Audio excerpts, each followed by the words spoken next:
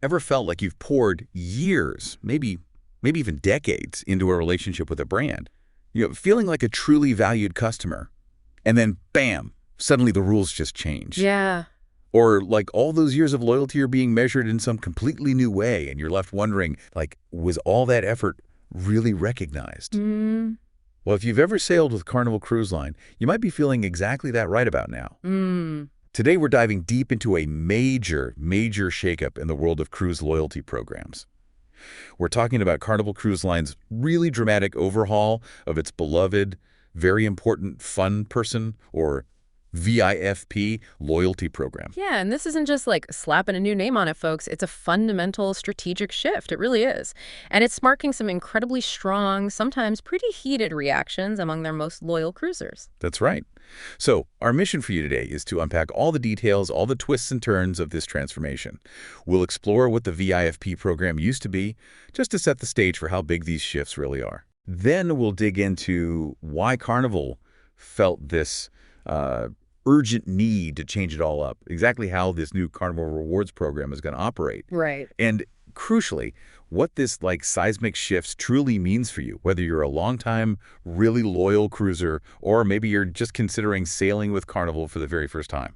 Yeah, and we've really pulled together the most important bits of info, the key insights from a whole stack of different sources for this deep dive. Absolutely. Yeah. To give you the fullest picture possible, we've looked at the official company announcements, the press releases straight from Carnival, so we get their side of the story, their rationale.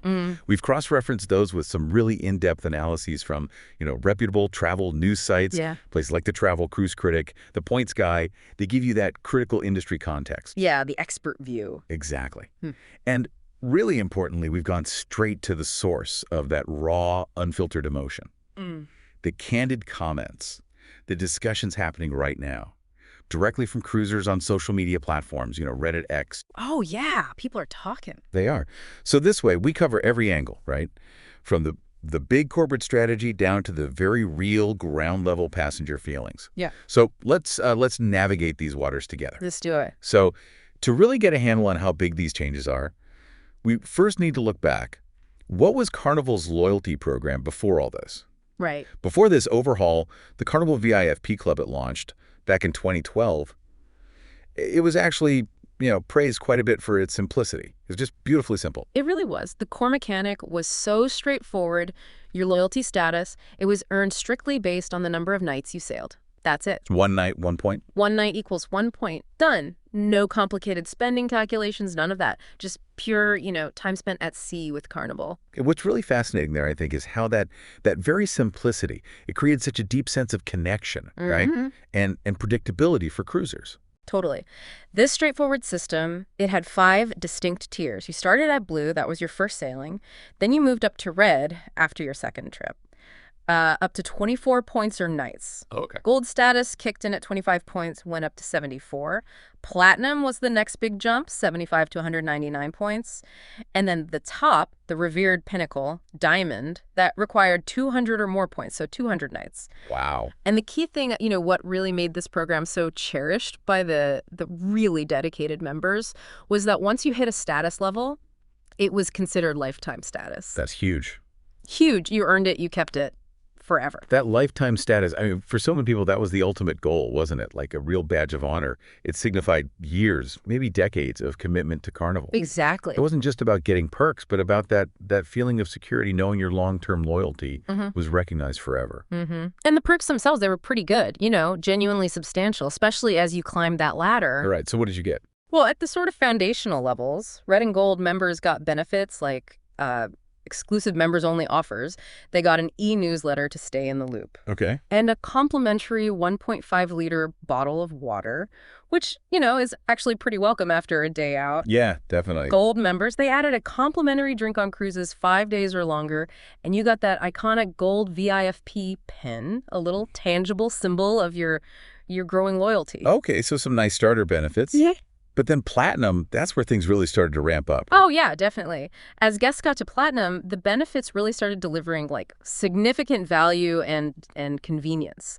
Platinum members saw crucial time savers like priority check-in and boarding. Ah, that's a game changer on embarkation day. Totally. When you're just eager to get on the ship and start your vacation. Big deal. They also got access to the exclusive Platinum and Diamond VIFP party. That came with complimentary drinks on sailings 5 days or longer. That was a real social highlight for many. Like a little club. Kind of, yeah. And beyond those, Platinum status gave you practical perks too, like priority spa reservations, priority water shuttle boarding handy in some ports, and a really valuable complimentary wash and fold laundry service. Oh, laundry is amazing on a cruise. Isn't it? Yeah. Yeah, usually covered 2 or 3 bags, depending on how long the cruise was. Yep. It was really about making the whole experience smoother, more convenient, rewarding those loyal folks with ease and recognition. And there were little extras, too. Yeah, for families, there were even like $5 arcade credits for guests under 18. And everyone seemed to appreciate the VIFP logo gift you got on each cruise and priority help at guest services, both on the phone and at the desk. Just made dealing with any little issues easier. Okay, so Platinum sounds pretty solid. But then there was Diamond, the absolute top tier. Diamond, yes. The true pinnacle of Carnival loyalty back then. This tier got all the Platinum perks and then some really significant extras that truly set them apart. Like what? What were the big ones? Well, Diamond members were guaranteed their main dining time preference. That's a huge convenience for a lot of people who like structure. And they got unlimited complimentary wash and fold laundry service. Unlimited. Wow. Unlimited. Which, like you said, is a lifesaver on those longer cruises.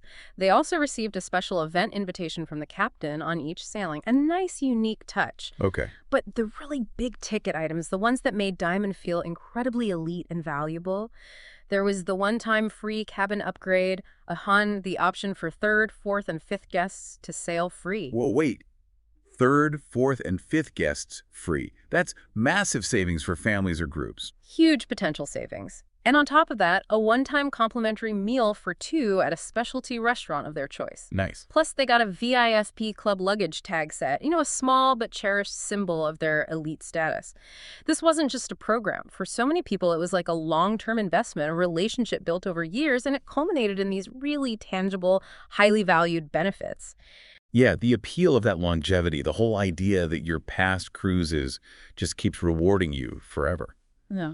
That was incredibly powerful, wasn't it? It made cruisers feel like their continuous long-term loyalty was truly recognized and, importantly, permanent. And that feeling of permanence, that lifetime status, like you said, that is precisely what sets up the really stark contrast with the new system we're about to discuss. It built this sense of security, this deep emotional connection to the brand, way beyond just getting free drinks or whatever. Right. For many, it was that badge of honor saying, hey, we value your years of sailing with us. And the key insight here, I think, is that a loyalty program built around lifetime achievement, while amazing for keeping customers, inherently creates this long-term operational challenge when a brand grows really, really fast. That's a crucial point. It really does sound like a classic scaling problem, doesn't it? Yeah. They're basically saying there were just too many VIPs, which, on the surface, sounds like a great problem for a cruise line to have. You'd think so. But apparently, it caused some real headaches, both on the ships and behind the scenes. Which brings us right to the reason for the change.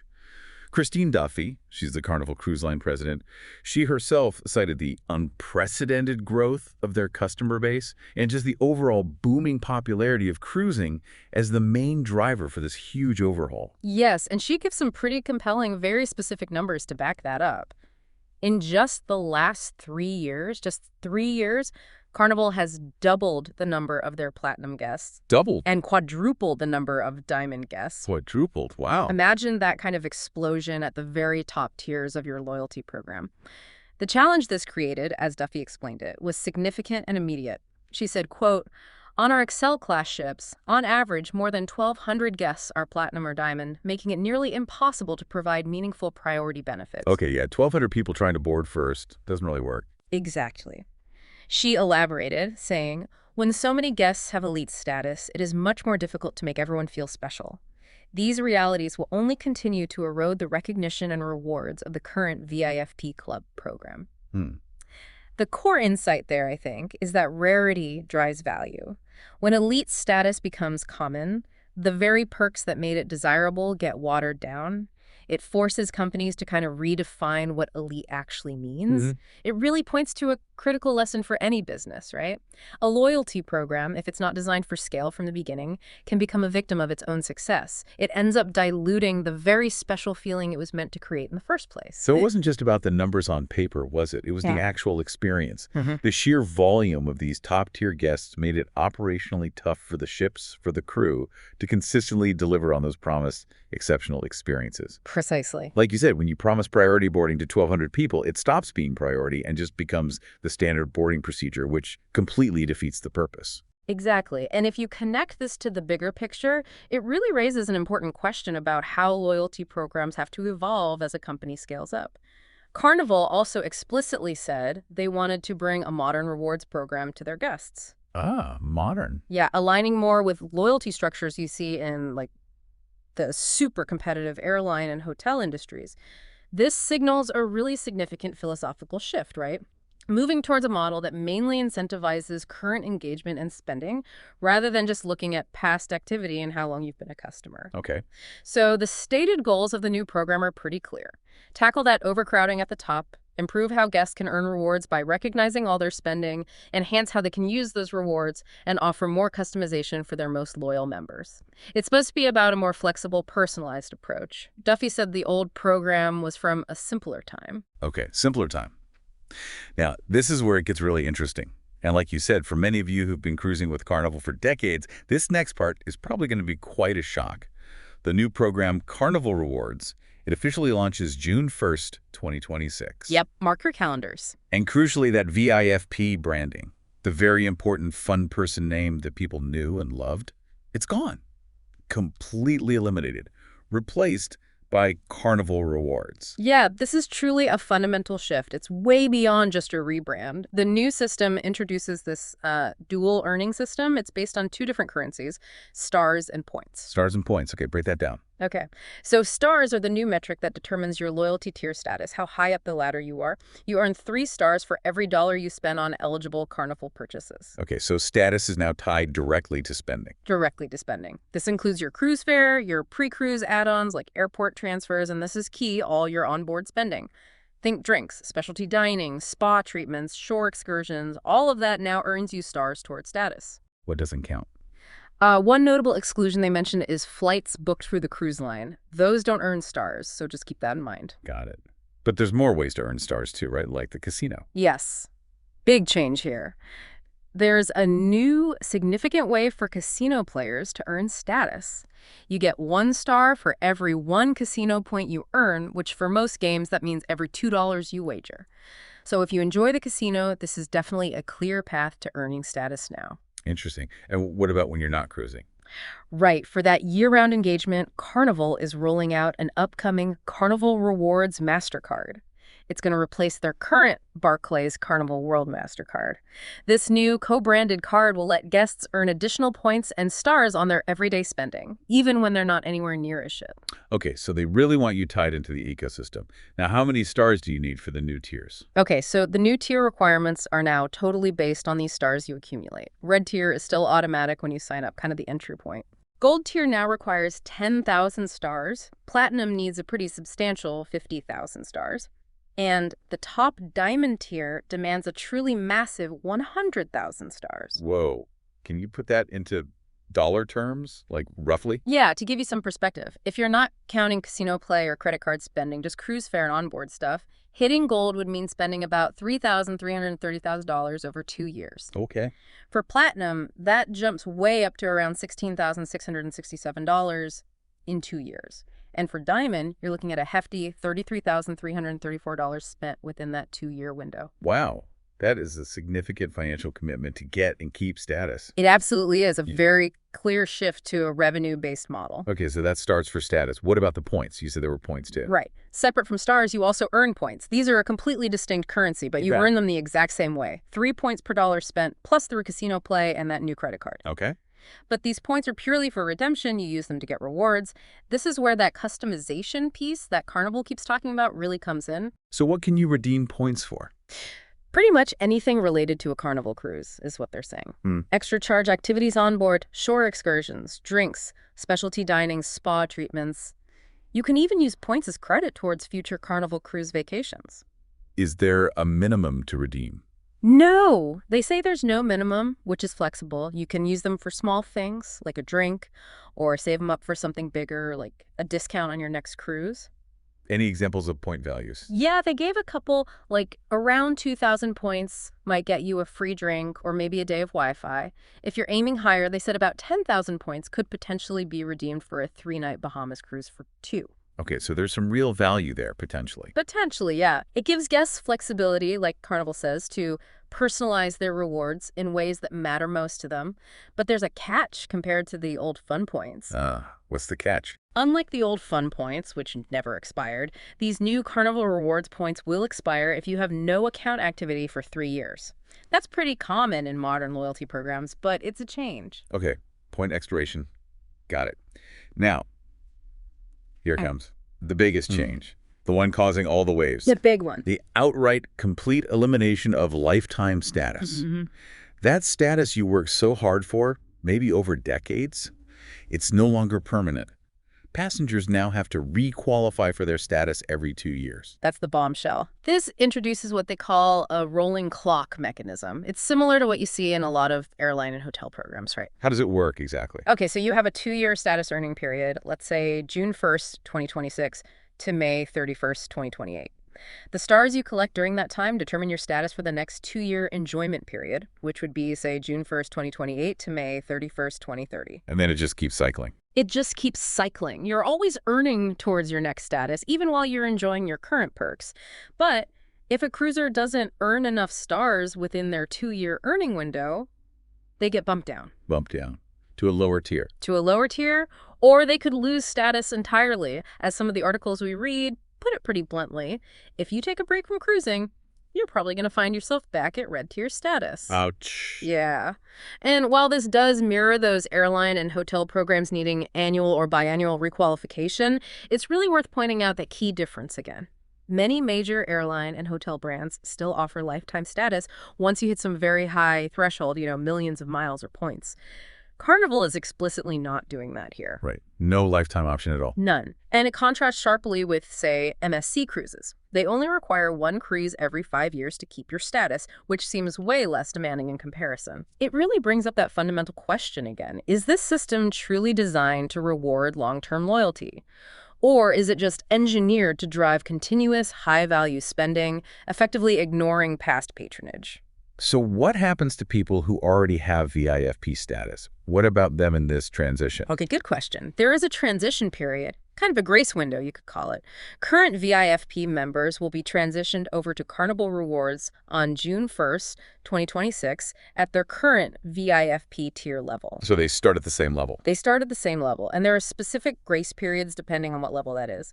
VIFP Red, Gold, and Platinum members, they get to keep their status for 2 years until May 31st, 2028. Okay. During that time, though, they must earn enough stars under the new system to requalify for the period after that. And Diamond members, they have the most to lose. Right. VIFP Diamond members get a notably longer grace period. They keep their status for 6 years until May 31st, 2032. 6 years. Okay, that's more generous. It is longer, but even with that extended window, they also will need to requalify within that 6-year time frame to keep Diamond status beyond 2032.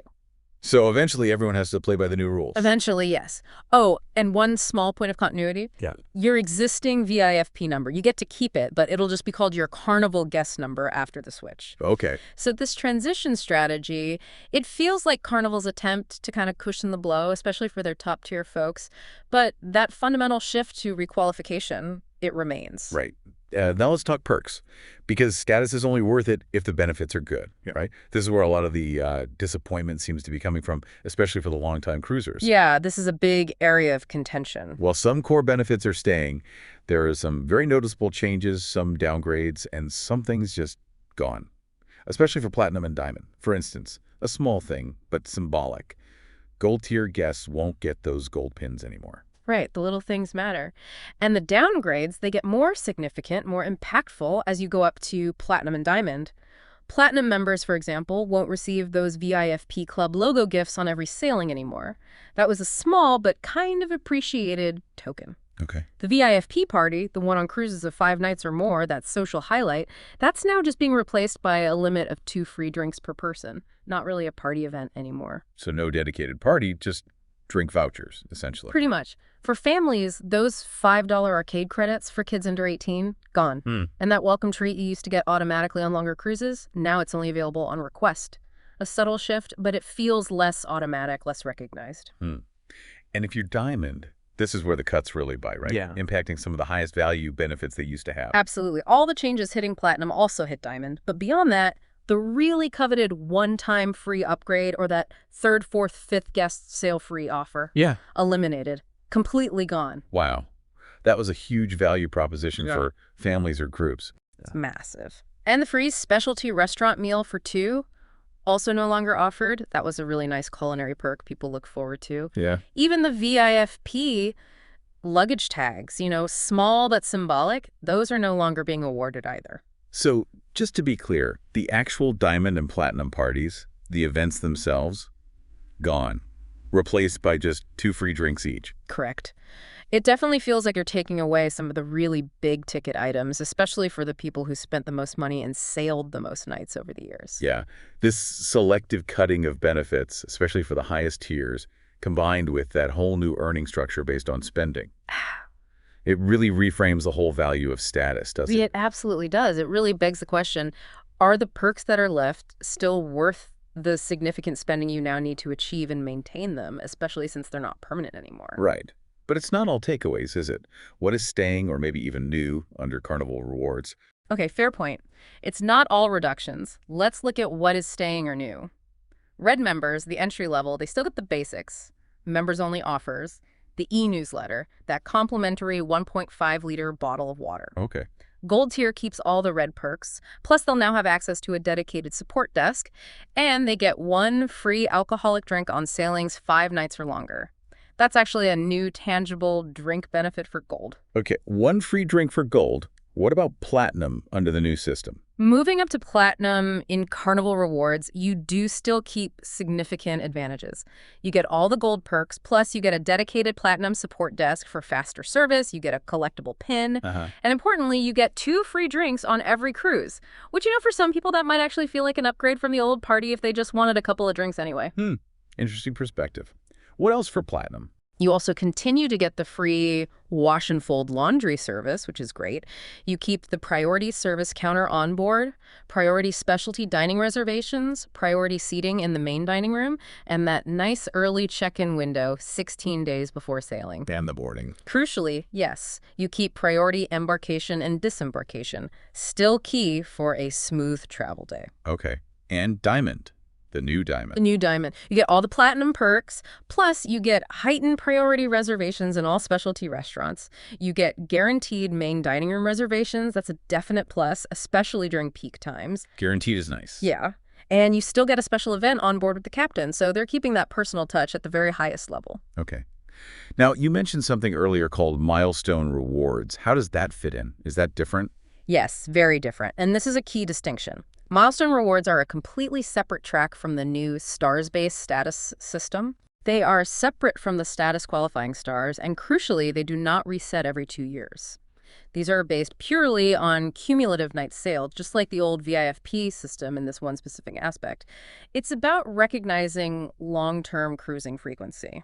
So that's where they're acknowledging the night sailed. Exactly. It's a way to still acknowledge cumulative sailing time, but, and this is important, it doesn't help you with your tier status that resets every 2 years. Okay, so what do you get for these milestones? After your 50th night sailed, you get 5,000 Carnival Rewards points and a special commemorative sail and sign card. Okay. And then for every 100th night after the first 100, so night 200, 300, 400, you get an additional 10,000 points, another special gift, and another milestone sail and sign card. So it's like a little bonus thank you for the really long-term cruisers who've spent a lot of nights on their ships. It is, but again, it's vital to clarify. These milestone rewards points, they're only for redemption. You use them for drinks, excursions, maybe getting a discount on a future cruise. They do not contribute to achieving or maintaining your tier status. Gotcha. So while it's definitely a nice thank you for those super loyal guests based on their time at sea, it's, as one source put it, not going to help you climb that status ladder in terms of your recurring 2-year elite status. That's still all about the stars you earn through spending. Right. The key insight here, I think, is that they've essentially created two distinct forms of loyalty recognition. One is for continuous high-value spending, that's the status tiers, and the other is a more symbolic one for accumulated tenure, your total night sailed, that's the milestone rewards. Okay, wow. You can almost hear the collective gasp or maybe even like a roar of frustration from the longtime cruisers here, can't you? Oh, yeah. This is really where the rubber meets the road for brand loyalty. The online reaction we've seen to Carnival's new loyalty program, it has been, well, overwhelmingly negative. That's putting it mildly. We've seen phrases like, apparently loyalty means nothing, people feeling like they got hit with a full slap in the face, and even declarations that this is the biggest screw-up any cruise line has ever released. People are not holding back online. No, the anger and disappointment are really palpable. And the number one grievance, by far, is that loss of lifetime status. That idea of permanence was just so deeply baked into the VIFP identity. Right. We saw so many comments expressing this just profound frustration. One cruiser on X just flat out said, doesn't encourage me to book any more cruises with them. Another really hit the core issue, saying many customers spent years earning higher loyalty status. Now they're basing it on money spent during 2-year periods.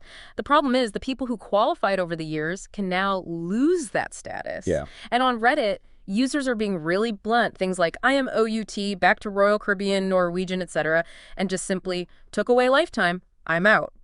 The feeling is that years and years of dedication have just been made irrelevant overnight. That loss of permanence, it really seems like it fundamentally broke the emotional connection for a lot of people who saw their VIFP status as this lifelong achievement they had earned. And beyond just losing the lifetime aspect, there's also significant anger over the shift to this purely spend-based system, right? People are upset about needing to, as one person put it, spend tens of thousands yearly to keep it. That feels like a huge barrier for many. Yeah, it does. One comment really articulated that feeling well. It's not worth it for guests who don't go on Carnival's cruises as often as others. It really reflects this feeling that it's becoming a pay-to-play system rather than a reward for just organic, long-term loyalty through consistent travel over time. And then adding insult to injury almost is the feeling about the perks themselves, right? The perceived reduction in the value of the perks makes that new spending requirement feel even worse. Absolutely. Cruisers are definitely questioning if the benefits are worth the huge investment now required. We saw one comment saying, 10,000 points for gold to get a 1.5-liter water and one free drink. And status only good for 2 years. Am I reading that right? Yeah, sounds underwhelming when you put it like that. Right. Another person, clearly just dismayed, responded with something like, that's like $5 whole worth of free stuff.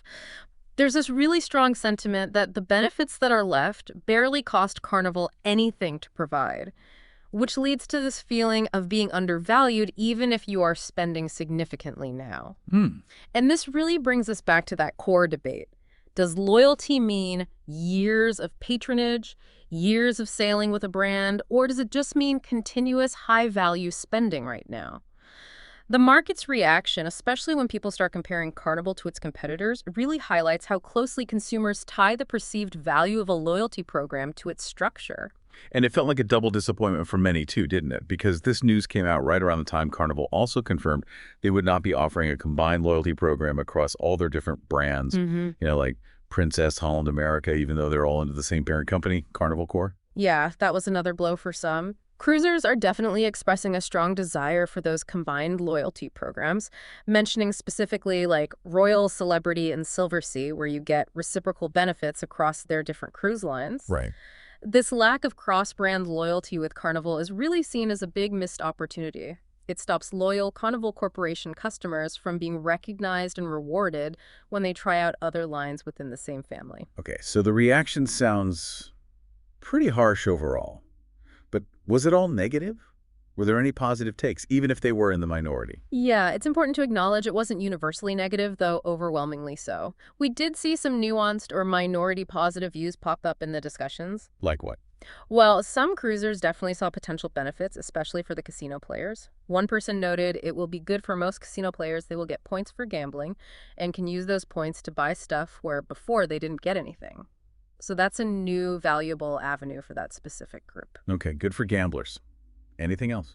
Others mention that the new system does offer many more versatile ways to earn points and loyalty status now, right?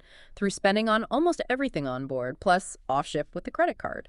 So these perspectives, while definitely fewer, they do highlight that some people see new opportunities in this shifted focus on spending. Right. Which brings us naturally to the comparison everyone seems to be making. Uh-huh. Royal Caribbean. The big competitor. Yeah. Their approach to loyalty, the Crown and Anchor Society, it still offers lifetime status, right? Based on nights sailed, and they even give double points for suites, or if you're sailing solo, actively encouraging certain bookings. Correct. And many cruisers are pointing to what they see as Royal Caribbean's much more lucrative, more tangible perks. Things like daily drink vouchers for higher tiers, free internet packages, access to exclusive lounges on board, credits for specialty dining, and even a complimentary cruise once you hit their absolute top-tier pinnacle status. It feels like their program focuses more on delivering daily value for their top members. And didn't Royal Caribbean just improve their reciprocity with Celebrity Cruises? They did, yeah. They actually improved it recently. Top-tier members in Crown and Anchor now get equivalent recognition when they sail on Celebrity and vice versa. It really incentivizes loyalty within their family of brands. Which directly contrasts with Carnival's lack of cross-brand integration, right? Yeah. And cruisers see that as a big plus for Royal's ecosystem. Absolutely. It's seen as a significant value add for cruisers who like variety but want to stay within one company's portfolio. And the conclusion we're seeing from many vocal cruisers online is pretty clear. They're saying they will start looking elsewhere or start building my status up with RCI or Celebrity starting now. Why?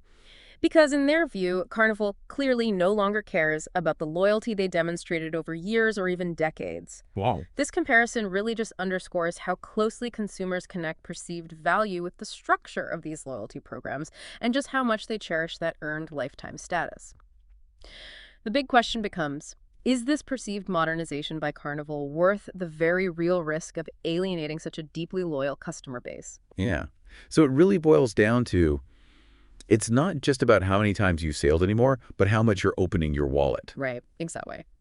Let's just revisit Carnival's justification one more time for these huge changes. Christine Duffy, the president, she keeps emphasizing flexibility, personalization, and, as we talked about, fixing those operational headaches from having too many top-tier guests. Right. She said the old system was designed in a simpler time, basically implying it just doesn't fit anymore with the current scale and goals of Carnival, which is, the world's most popular cruise line serving millions of people every year. Yeah, and Carnival is definitely positioning this as a proactive move. They're trying to modernize their loyalty program, even suggesting they're leading the industry here. Duffy explicitly claimed they'd be the first to bring a modern rewards program to the cruise world, aligning it more with those contemporary loyalty strategies we see elsewhere. The crucial question for you, the guest, though, is obviously, does this shift really offer more choices, more rewards, and more reasons to vacation with them, like Duffy states? Or is it mostly just a mechanism to boost revenue? This whole modernization argument, it certainly lines up with the broader trends we see in airlines and hotels, right? They've increasingly moved towards revenue-based earning and making people re-qualify regularly for elite status. But, and this is the crucial difference we keep coming back to, it still lacks that key element, the absence of any lifetime status threshold at all. Exactly. Even if you spend tens of thousands year after year, your status clock resets every 2 years under this new plan. Now, Carnival has said they intend to communicate frequently and clearly. They've set up tools like the website carnivalrewards.com to help guests adjust, acknowledging that a change this big needs guidance. Okay. Beyond the official reason of overcrowding, can we maybe speculate on some other business drivers behind this massive change? Oh, absolutely. It's almost certainly about more than just making elite guests feel special again. It's fundamentally about maximizing revenue and optimizing how they operate. This new system directly incentivizes higher onboard spending, right? Because every dollar spent now counts towards stars and points. That drives up the average revenue per guest. It also very strongly ties loyalty to their co-branded credit card, that Carnival Rewards MasterCard, that encourages year-round engagement and spending even when people aren't cruising. It effectively expands the loyalty program's influence way beyond the ship itself. So it's about driving continuous revenue, deepening customer engagement all year round, and probably leveraging all that spending data to personalize offers too. Precisely. It's a much more active, revenue-focused loyalty model. Which all leads to the bigger picture question for the whole cruise industry, doesn't it? Is Carnival's move here like a sign of things to come? Could other cruise lines follow them down this path, redefining loyalty away from tenure and nights, sail towards just pure transactional value and continuous high spending? Maybe arguing it's just a necessary step for scaling their operations. Or will the really strong, mostly negative reaction from Carnival's passengers serve as a kind of cautionary tale?